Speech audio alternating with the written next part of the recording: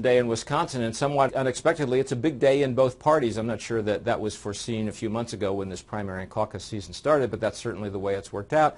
And as we discussed here last week, it continues to be the case that Wisconsin is looking like a tough place for the frontrunners. On the Republican side, Donald Trump looks as if he may actually lose. This would be his biggest loss since the Iowa caucuses, and Ted Cruz will be the beneficiary of that. He seems to be doing quite well in Wisconsin, where he has a very unified Republican establishment under Governor Scott Walker behind him.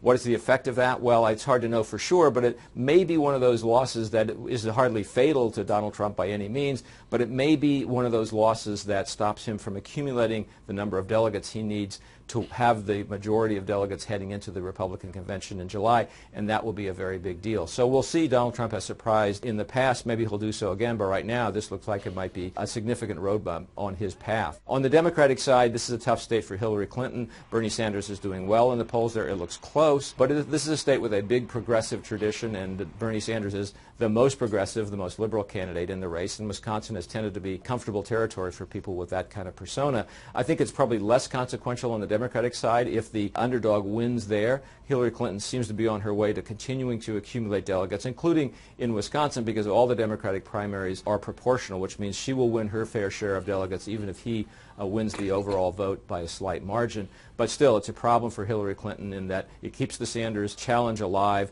and shows that she's not as strong as she would like to project heading toward their convention and the Democratic side in July as well.